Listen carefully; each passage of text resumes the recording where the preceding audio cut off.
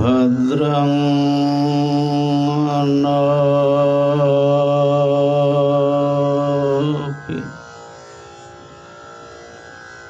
वातया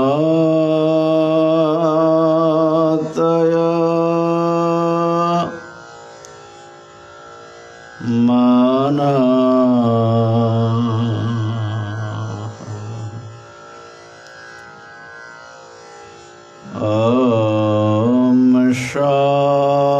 शान्तिः शान्तिः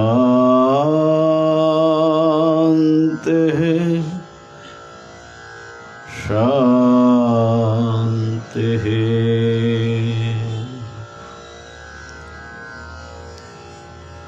शङ्करं शङ्कराचार्यं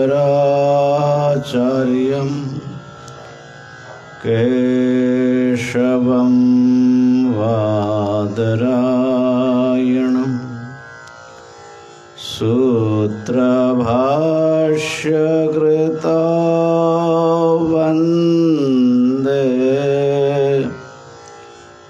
भगवन्तो पुनः पुनः। ईश्वरो गुरुरात्मेति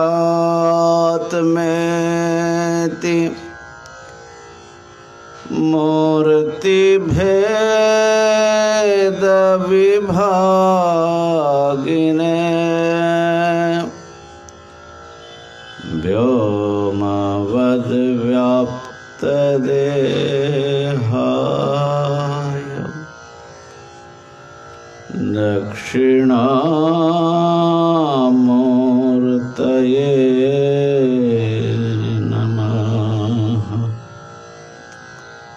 ॐ शान्तिः शान्तिः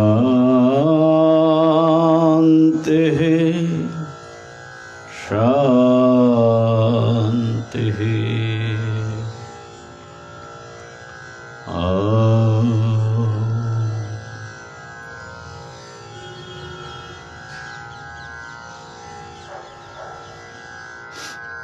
हरि ओम हरि। विवेक चूड़ामणि का स्वाध्याय चल रहा है और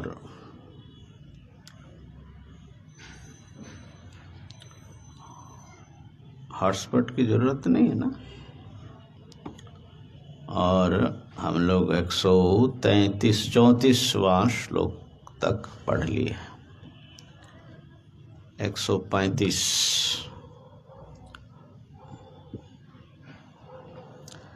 ज्ञाता मनोहं कृति विक्रियाणां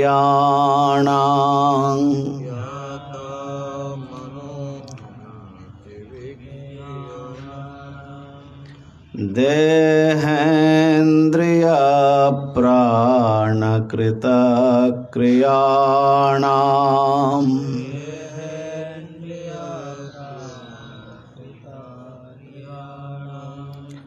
अयोग्निवत्ताननुवर्तमानो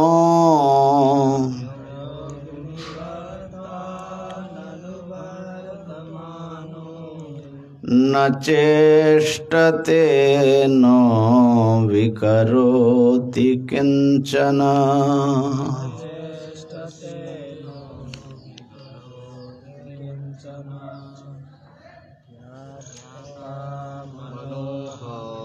विक्रियाणां देहेन्द्रियप्राणकृतक्रियाणाम् अयोनिवत्ताननुवर्तमानो न चेष्टते नो विकरोति किंचन।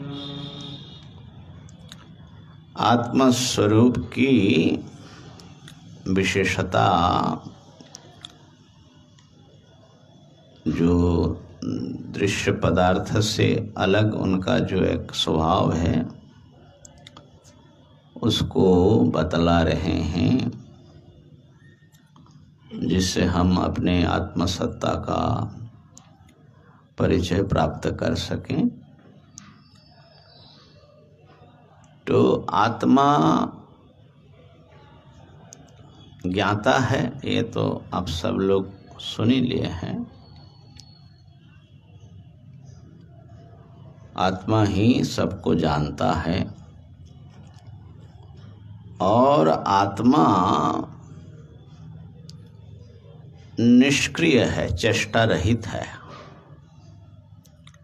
आत्मा कोई व्यापार अथवा क्रिया नहीं करते और नहीं आत्मा के स्वरूप में कोई परिणाम होता है अथवा वो किसी को कोई विकारग्रस्त करता है, वो दूसरे को चलाए, दूसरे को परिवर्तन करे, ऐसा भी नहीं। न चेष्टते न विकरोति किंचन।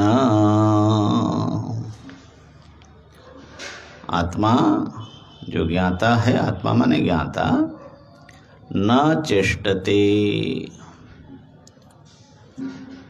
चेष्टा नहीं करते, किंचन न विकरोति, और किसी को विकृत नहीं करते, किसी को चेष्टित भी नहीं करते। ये निरुपाधिक दृष्टि से वर्णन है। चलो पूरा अन्वय लगा लो। मनः अहंकृति विक्रियाणम, मन और अहंकार, वही बुद्धि समझ लो। मन बुद्धि अंतःकरण का जो दो भाग है।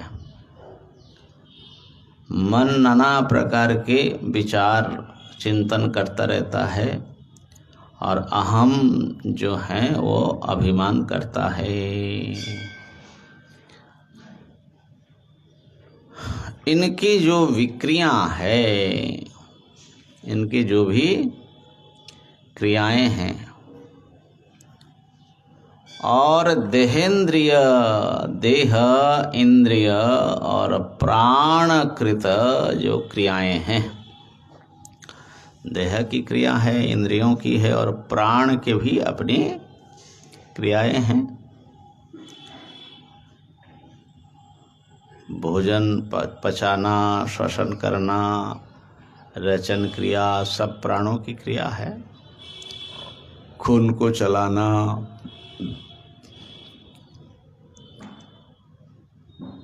तो ये सब देखो, ये सारी क्रियाएं हैं। देह में क्रिया है, इंद्रियों में क्रिया है, जैसे मैं बोल रहा हूँ, आप लोग सुन रहे हैं, देख रहे हैं, ये सब इंद्रियकृत क्रिया है। प्राणकृत क्रिया है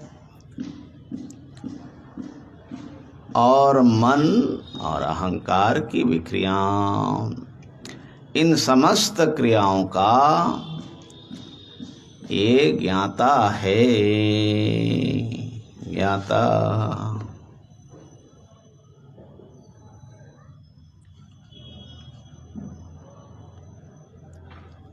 सबको अनुभव करता है।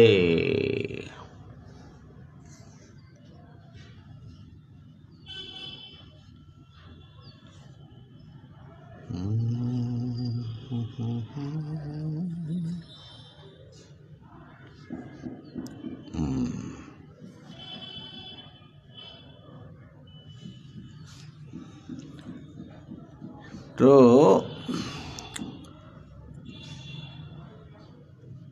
ये जो कर्ता भोक्ता अभिमान करने वाले को अहंकार कहा।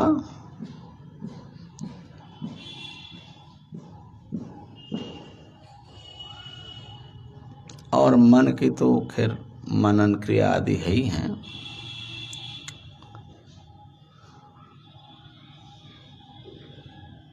तो इन सब के जो ज्ञाता है,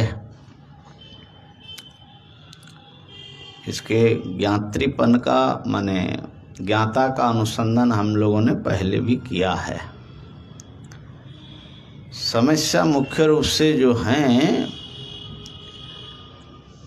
ज्ञाता को हम लोग ज्ञेय पदार्थ के रूप में ढूंढते हैं, माने सामने ढूंढते हैं। और ढूंढने वाला स्वयं ही ज्ञाता होता है। और वो जो ढूंढने वाला है वो भी असल में अहंकार हैं। व्यवहारिक जिसको ज्ञाता माना जाता है, प्रमाता। और उस ज्ञाता को भी जो निरंतर अनुभव दे रहे हैं या अनुभव कर रहे हैं, मैं हूँ, ये सबको पता है।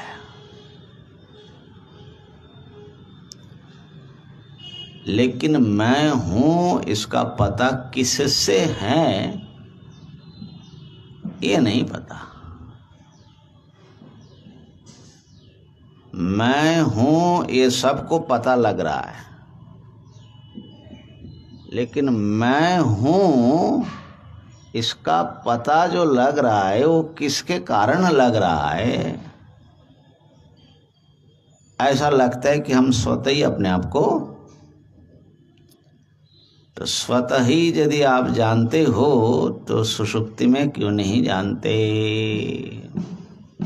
तो सुषुप्ति में इस अहम का विलय हो जाता है, फिर उदय होता है। तो इससे पता लगता है ये दृश्य कोटि में, ज्ञेय कोटि में आ रहा है। ठीक है ना।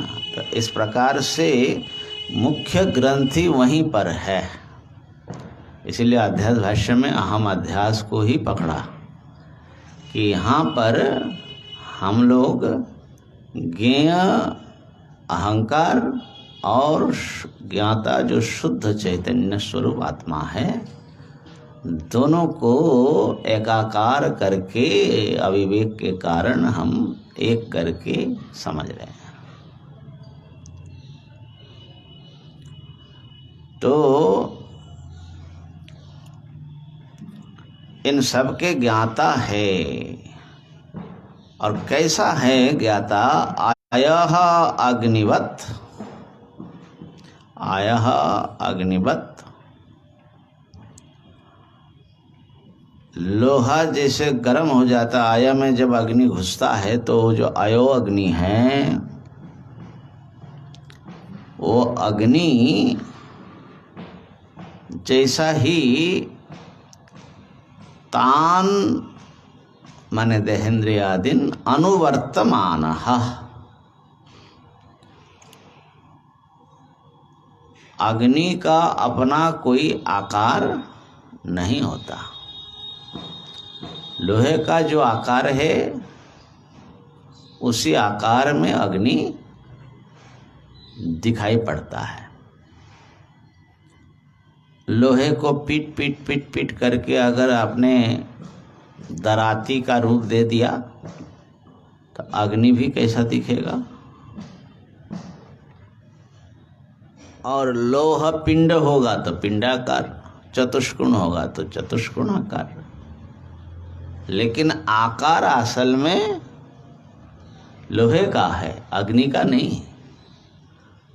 अग्नि तो निराकार है, माने आकार रहित है। तो अयोग्निवत्, अग्नि जैसे अयस का, लोहे का आकार का अनुवर्तन करता है, उसी प्रकार ये ज्ञाता जो हैं उनकी जो उपाधियां हैं देह, इंद्रिय, प्राण, मन, अहंकार, इनका अनुवर्तमान होता है, उनके जैसा वो मालूम पड़ता है और वो जो है क्रिया करता हुआ, देखता हुआ, सुनता हुआ ऐसा मालूम पड़ता है। नेत्र के व्यापार उसका अनुवर्तन करते हुए चेतन जो है आँखों से देख रहा है, माने उसमें भी देखने का व्यापार हुआ, ऐसा व्यवहार में अविवेक दशा में मालूम पड़ता। अनुवर्तमान होने पर भी असली जो उसका जो असली स्वरूप है, न चेष्टते और न विकरोति किंचन, न तो वो खुद चेष्टा करता है, न किसी में कोई परिवर्तन वो लाता है। तो देहेंद्रियादि अध्यस्त पदार्थ के अनुरूप ही वो प्रतीत होता है, जबकि वो चेष्टा रहित है, विकार रहित है।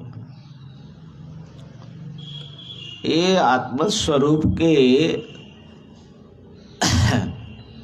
निरूपण में आत्मा का जो परिचय वेदांत शास्त्र में और खास करके सांख्य शास्त्र में आया, इन लोगों ने इस पर बहुत जोर लगाया कि आत्मा अकर्ता है, अविकारी है, अपरिणामी है।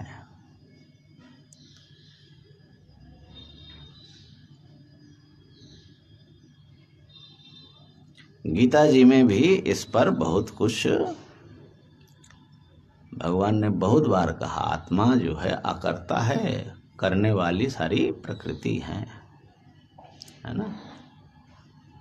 प्रकृते क्रियमाणानि गुणैः कर्माणि सर्वशः अहंकार विमूढ़ात्मा कर्ताहमिति मन्यते।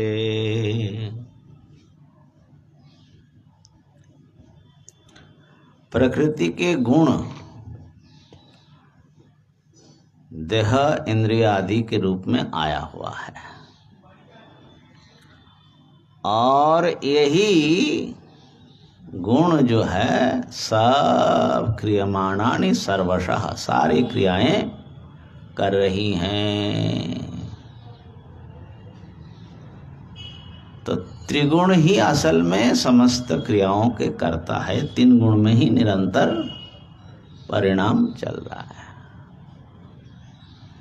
लेकिन अहंकार के द्वारा जो विमूढ़ हो गया, अहंकार विमूढ़ आत्मा, अहंकार से विमूढ़ जिसके आत्मा माने जिसकी बुद्धि है, अर्थात जो अहंकार को ही अपना स्वरूप समझ रहा है, वो क्या समझता है? कर्ता अहम, मैं करता हूं, ऐसा मानता है। आप क्या मानते हो? तब विमूढ़ आत्मा है। हम लोग सबके सब जो है ना, देखना, सुनना, बोलना, ये सब क्रियाओं का कर्ता हम है कि नहीं? तब तो फिर भैया विमूढ़ आत्मा है। हाँ, यह है कि विमूढ़ आत्मा रहना नहीं है। विमूढ़ आत्मा तो है, लेकिन उसके कैसे पारे जाए। और जो जानने वाला है, ज्ञानी, उसका क्या अनुभव है? तत्त्ववित्तु महाबाहो गुण कर्म विभागयोः गुणा गुणेषु वर्तन्त इति मत्वा न सज्जते।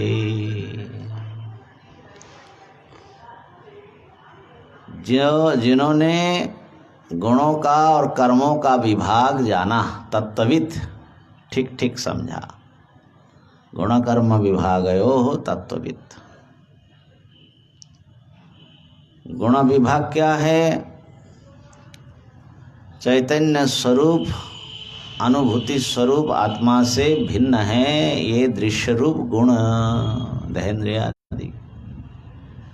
इसको विभाग जानना माने भेद को समझना, विवेक, ये है गुण विभाग। आत्मा से, अथवा यूं कहे गुणों से आत्मा को अलग समझना। और कर्म विभाग क्या है? ये सारे क्रियाएं गुणों का है, आत्मा का नहीं। ये विभाग जो जान लिया वो है तत्वविद। तो वो क्या जो समझता है? गुणा गुणेषु वर्तन्त, गुणों के रूप में आए हुए जो व्यक्ति है, शरीर है, इंद्रियां हैं, वो गुणों के रूप में आए हुए उसके विषयों में जाता है, व्याप्त करता है, बरतता है। मैं नहीं, इति मत्वा न सज्जते, उसमें आसक्त नहीं होते, माने उन क्रियाओं का वो अपने में अध्यास नहीं करते, आरोप नहीं करते।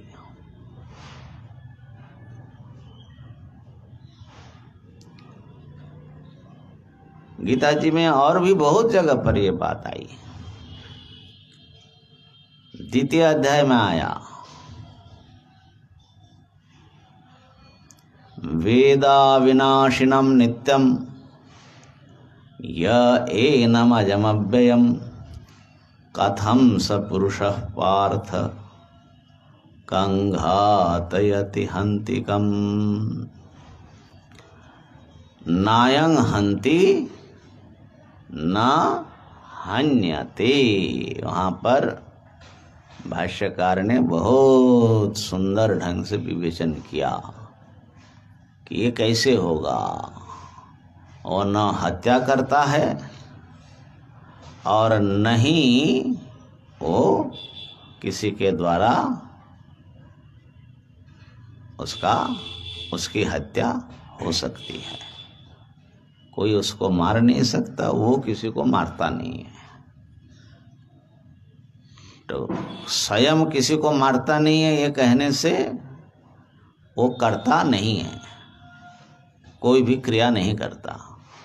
और उसको कोई मार नहीं सकता कहने से उसमें किसी और क्रिया का कोई इफेक्ट नहीं आएगा, प्रभाव नहीं पड़ेगा, माने वो कर्म नहीं बनेगा। ये कठोपनिषद का श्लोक है, भगवान श्री कृष्ण ने अपने शब्द में कहा है ना। तो जो आत्मा स्वरूप को जानता है कि ये आत्मा मैं हूँ, तो उसको फिर किसी भी क्रिया के साथ में वो अभिमान नहीं करता। न चेष्टते न विकरोति किंचन। पंचम अध्याय में तो भगवान श्री कृष्ण ने और थोड़ा विस्तार से कह दिया। क्या कहा? नैव किंचित करोमीति युक्तो मन्येत तत्त्ववित् पश्यन् शृण्वन् स्पृशन् जिघ्रन् आश्नन् गच्छन् स्वपन् श्वसन् प्रलपन् विसृजन् गृह्णन् उन्मिषन् निमिषन्नपि इन्द्रियानिन्द्रियार्थेषु वर्तन्त इति धारयन्। नैव किंचित करोमीति,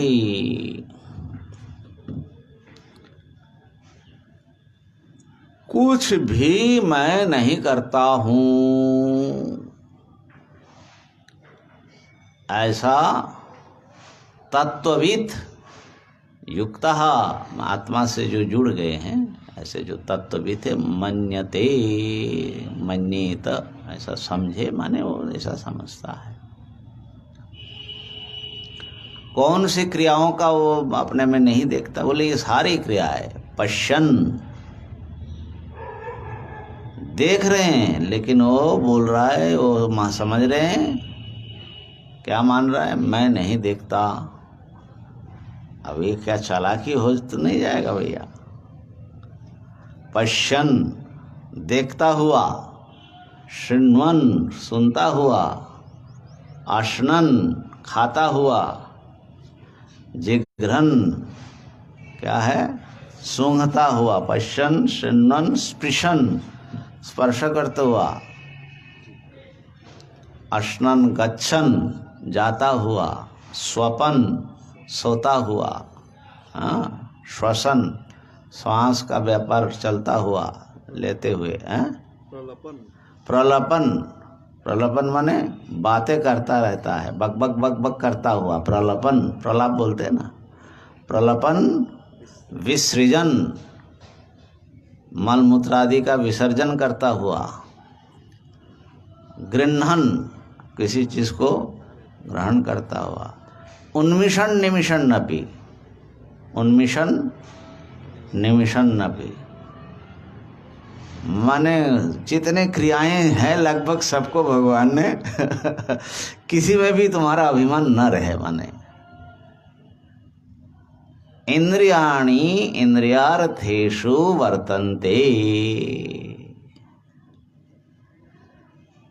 असल में खाली इंद्रियां कैसे बरतेगी? तो चिदाभास, वहां तक लेना चाहिए। अहम चेतना जो चिदाभास है, नकली जो आत्मा है, तो इंद्रियाणि, इंद्रिय सब इंद्रियार्थेषु, अपने अपने अर्थ में, वर्तन्ते, काम में लगा है, इति धारयन, ऐसा उनकी बुद्धि है। तो ये बुद्धि जो है कोई जबरदस्ती या कोई भावनात्मक नहीं है।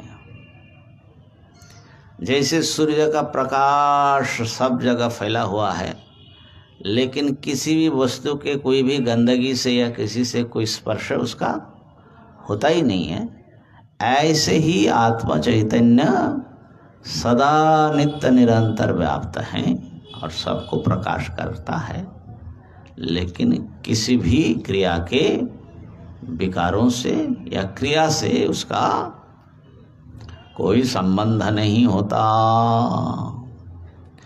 समझ लीजिए कि उसको जब जान लेंगे तो क्या होगा?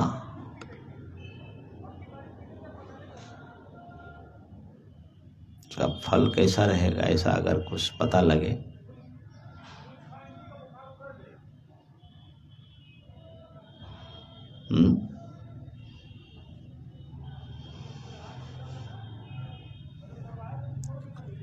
आपके सारे दुख, सारे भय सब मिट जाएगा।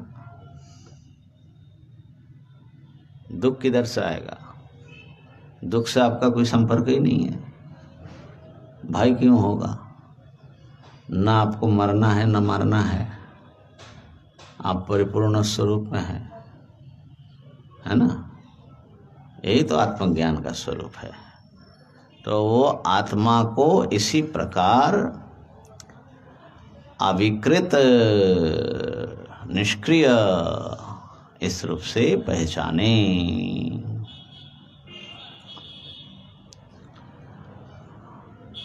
और इसी बात को थोड़ा गीता जी के शब्दावली से हम लोगों को भगवान शंकराचार्य जी समझा रहे हैं। न जायते नो म्रियते न वर्धते, न जायते नो म्रियते न वर्धते, न क्षीयते नो विकरोति नित्यः, न क्षीयते नो विकरोति नित्यः, विलीयमाने वपुष्यमुस्मिन्, विलीयमाने वपुष्यमुस्मिन्, न लीयते कुंभ इवाम्बरं स्वयं लीयते कुम्भ इवाम्बरः स्वयं न जायते न म्रियते न वर्धते न क्षीयते नो विकरोति नित्यः लीयमानेऽपि वपुष्यमुस्मिन् न लीयते कुम्भीराम्बरः स्वयं न जायते, ये जो है जन्म नहीं लेता, आत्मा जो है न जायते, और नो म्रियते, मरता नहीं, जन्मता नहीं, मरता नहीं। आपको क्या लगता है, आपका जन्म हुआ? जन्म हुआ? हुआ? जन्म से पहले नहीं थे? पता नहीं लगता। जैसा जन्म से पहले तुम रहे कि नहीं रहे, पता नहीं। अच्छा, इतनी जुक्तियां हमने सुनाई सब। जुक्ति से तो हम बता दें। बताओ। जैसे देखिए, छोटा उम्र में हम थे, हाँ अभी जब एकदम यंग थे तब भी थे, हाँ अभी भी हैं। हाँ। शरीर का परिवर्तन तो हो ही रहा है। हाँ। इसी प्रकार जब हमारा ये शरीर भी नहीं रहेगा, उस दृष्टांत से आगे भी हम रहेंगे। और लेकिन जन्म नहीं हुआ कैसे पता लगेगा? जन्म नहीं हुआ ये कैसे पता लगेगा? ये सिलसिला तो चल ही रहा है, इसमें जन्म कहाँ से आएगा? किस चीज का जन्म? अच्छा चलो, कुछ तो बताया, अच्छी बात है। आप यहाँ है, यहाँ है तो यहाँ से पहले कहीं था, तब मैं यहाँ आया। तो उसी प्रकार जो है एक आत्मा सर्वत्र सदा विद्यमान है, लेकिन उसमें देह आता जाता रहे तो ऐसा लग रहा है कि हाँ मारे जा रहे। ये भी अच्छी बात है, लेकिन थोड़ा विश्वास करके ही सब चलते हैं ना। और एक चीज समझ में भी आता है स्वामी जी, ये जो पहला ये स्पेशल ग्रीनन, ये चीज हमारे दिमाग में ये चल रहा था, जैसे आश्रम, जैसे हमारा आश्रम वो हम तो नहीं है लेकिन हमसे भिन्न है। तो भिन्न होने पर भी जब आश्रम मान लीजिए आग लग गया आप आश्रम में, तो वो ऐसा लगता है कि मैं ही जल जा रहा हूँ, क्योंकि उसमें ममत्व है। तो वो जलता हुआ भी वो नहीं जलता है, फिर भी लगता है कि मैं जल रहा हूँ। यही स्थिति हमारी इसमें। ठीक, ये सब खाता हुआ करता हुआ तो वो जो है उससे पृथक रहता है, जैसे आश्रम से वो व्यक्ति भी तक। ठीक है। जो इन सब शरीर इंद्रिय आदि से अपने को भिन्न देखेगा तो इसके क्रियाओं के साथ उसका संबंध वो नहीं करेगा। स्वप्न सुषुप्ति का भी विचार करने से ऐसा। अच्छा ठीक है, कुछ है मतलब। तो न जन्म लेता, अच्छा पहले श्लोकार्थ लगा ले। न जन्म लेता है, न मरता है, न बढ़ता है, न क्षीण होता है, न विकारग्रस्त होता है। बीमारी उमारी होती नहीं है, इसको समझ लो, बीमार नहीं पड़ता। विकरोति, हाँ तो शरीर पड़े ना, तुम तो नहीं ना हो। नित्य, वो नित्य है। शरीर की चिंता है मतलब यही है कि वो शरीर मैं हूँ, इसलिए चिंता है। खैर ये तो होना ही है, प्रारब्ध जब तक है। विलीयमाने पि वपुषी अमुष्मिन, ये जो वपु है, वपु माने शरीर, इसके विलीयमान होने पर भी माने इसके नष्ट, लियमान माने नष्ट होता हुआ, है ना, विलीन होता हुआ भी वो जो नित्य आत्मा है न लीयते, वो नहीं विलीन होता। एक दृष्टांत दे रहे हैं कि जैसे न लीयते, जैसे अंबरम कुंभे विलीयमाने अपि अंबरम यथा न लीयते, है ना। कुंभ इव अंबरम, अंबरम इव कुंभ विलीयमान हो रहा है, लेकिन उसका आकाश नष्ट नहीं होता।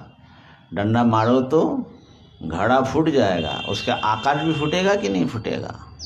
नहीं। इसी प्रकार स्वयं न लीयते, स्वयं वो आत्मा लीन नहीं होते। तो न जायते न म्रियते, इसका खूब बढ़िया अभ्यास होना चाहिए। मेरा न जन्म है न मृत्यु है, इसका। इसीलिए पुराने संत लोग सब बात, डेट ऑफ बर्थ फलाना ढिकाना, आजकल तो कहीं भी जाओ बोले डेट ऑफ बर्थ। अरे डेट ऑफ बर्थ है ना, आज तो जन्म तिथि मनाने का एक बड़ा भारी चल गया। जब जन्म हुआ ही नहीं महाराज, तो फिर जन्म तिथि की बात क्या आई, है ना? जन्म ही नहीं है। एक संत जी सुना रहे थे को जो है पुनर्जन्म पर रिसर्च कर रहे थे, माना आत्मा शरीर जाने के बाद फिर जन्म होता है कि नहीं होता है, हमारा पहले जन्म रहा है कि नहीं। तो किसी महात्मा से पूछने गया कि इस विषय में आपका क्या विचार है, पुनर्जन्म होता है कि नहीं होता है? होता है तो इसमें कैसे हम समझे? शास्त्र प्रमाण तो है, वो तो बात अलग है, लेकिन कुछ और भी युक्तियां हो। तो महात्मा ने बताया भाई जन्म ही नहीं है तो पुनर्जन्म कहाँ से होगा? जन्म ही नहीं है तो पुनर्जन्म का सवाल कहाँ से आता है? तो जन्म ही नहीं है। कई बार मैंने सुनाया था आप लोगों को कि एक बार उज्जैन में स्वाध्याय चल रहा था, बीएसएफ वाले, हाँ बीएसएफ वाले आया था। तो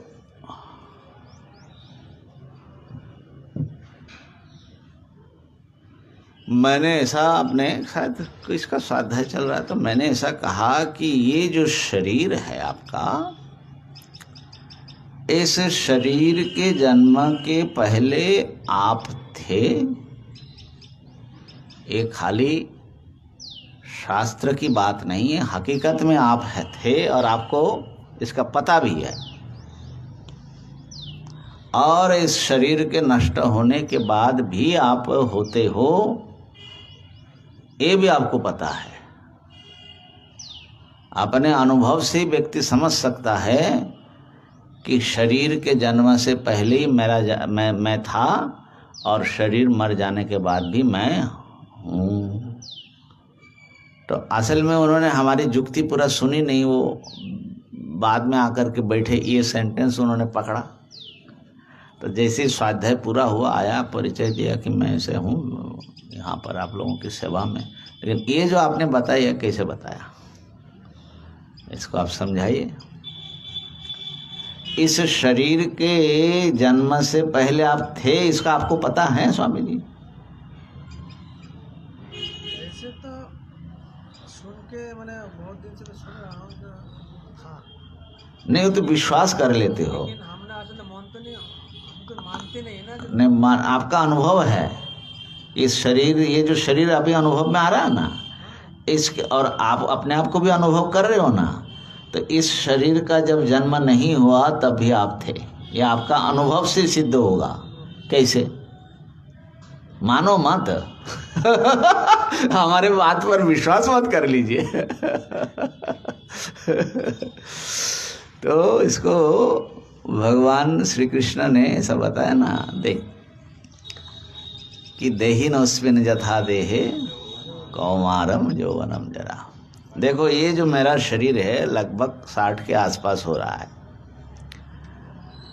तो शरीर क्या चीज है? कुछ जीवित कोषों का एक संरचना है। इसमें जैसे मकान तोड़ने से क्या निकलेगा, ईंटा ईंटा ईंटा ईंटा जोड़ के मकान बनता है, ऐसे ही कुछ सेल्स है जिसको जोड़ जोड़ करके बिल्डिंग जैसा ये बॉडी बनी। और प्रत्येक कोश का आयु होता है। जैसे ब्लड सेल है, रक्त कणिका, उसके 14 दिन तक जीवित रहता है। 14 दिन में हमारा खून बदल जाता है, नया खून पैदा हो जाता है ना। ऐसे ही वैज्ञानिकों ने हिसाब लगा करके बताया, ऐसे तो ज़्यादातर कोष तो बदलते ही रहते, लेकिन पूरा शरीर एकदम टोटली चेंज्ड हो जाता है 7 साल में। अगर मैंने मेरी स्मृति ठीक बोल रही है तो गलत भी हो सकता है, लेकिन इतना ही कुछ है। 7 साल माने अभी जो आपका शरीर है, 7 साल पहले इस शरीर का कोई भी टुकड़ा नहीं था। ये सब का सब नया चीज़ है, पूरा रिप्लेस हो गया। जैसे साइकिल का टायर पंक्चर होते तो नया लगा लेते हो, रिंग टूटता है तो नया ले लेते हो।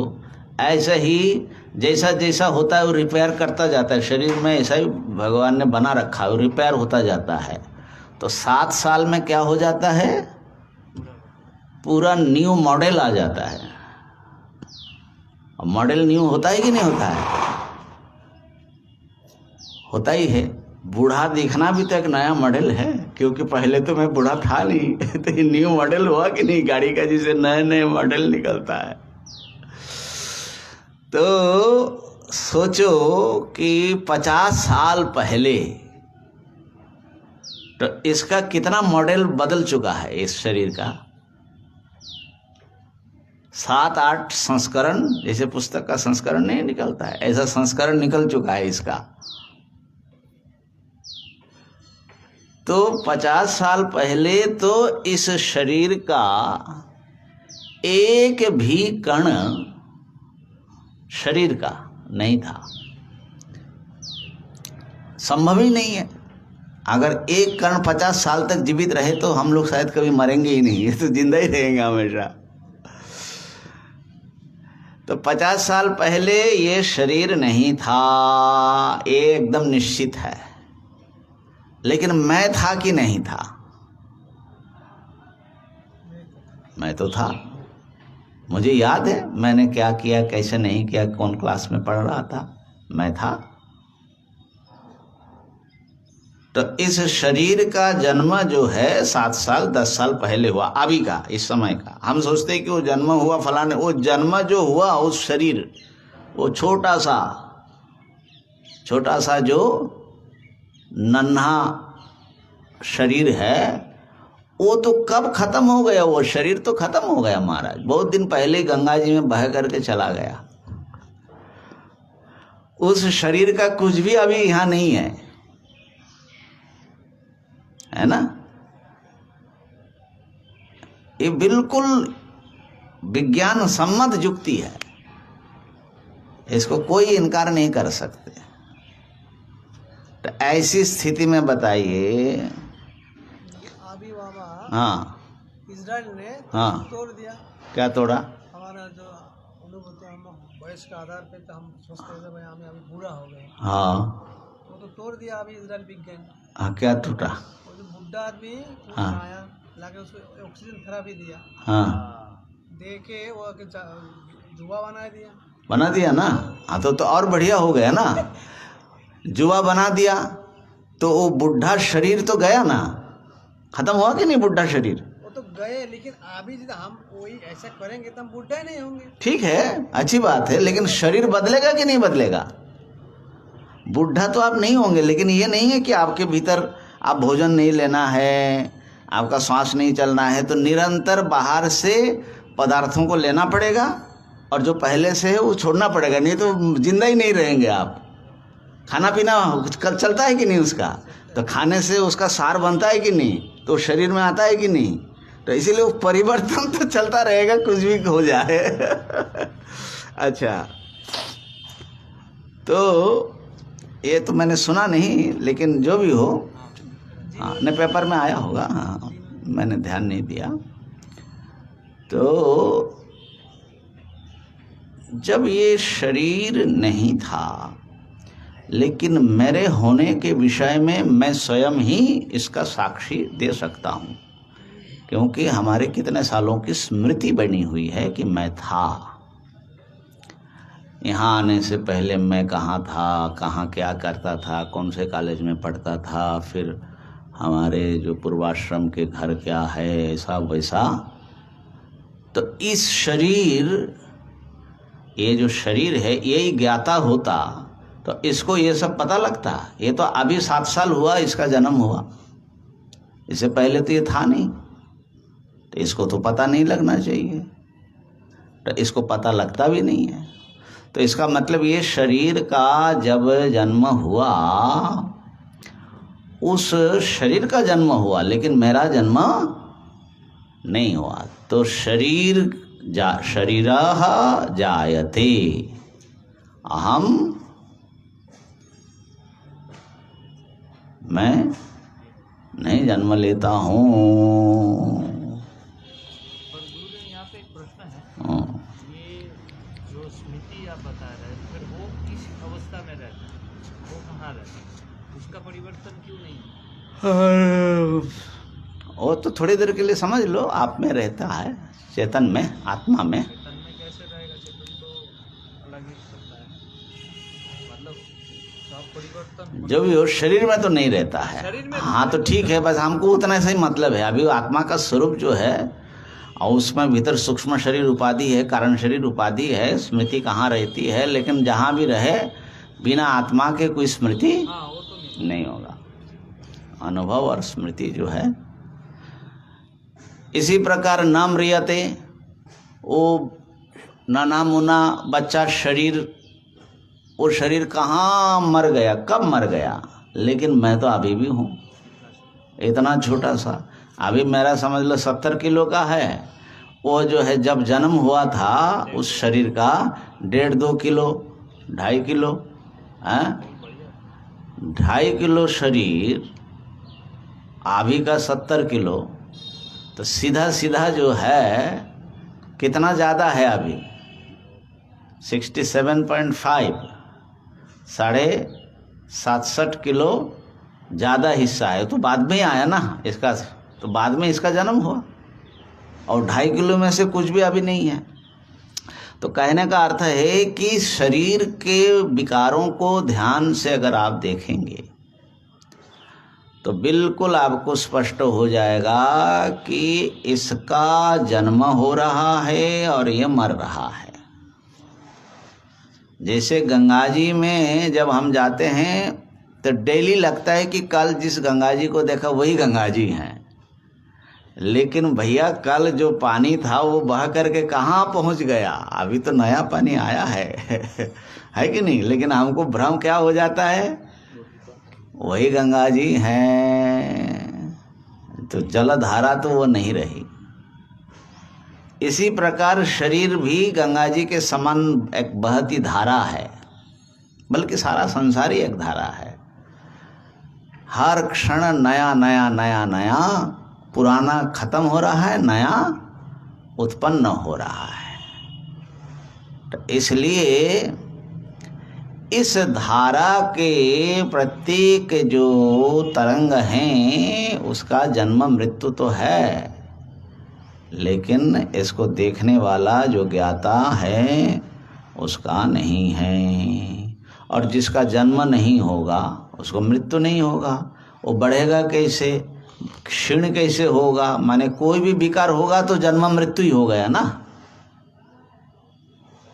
माने तुम बढ़ोगे तो कुछ नया नया जन्म रहा है शरीर के भीतर, तभी ना वृद्धि होगी। और क्षीण होने के लिए क्या होना पड़ेगा, कुछ खत्म होता जाएगा तभी ना क्षीण होगा। तो ये जो षड भाव विकार हैं, जायते अस्ति, वर्धते, विपरिणमते, अपक्षीयते और विनश्यति, ये जो है आत्मा में नहीं है। इसलिए ये नित्य हैं। और शरीर टूट जाए तो इसका नहीं टूटता, ऐसा जो जान लेता है वो निर्भय और समस्त विकारों से पारे होकर के वो मुक्त हो जाता है। ओम पूर्णमदः पूर्णमिदं पूर्णात् पूर्णमुदच्यते पूर्णस्य पूर्ण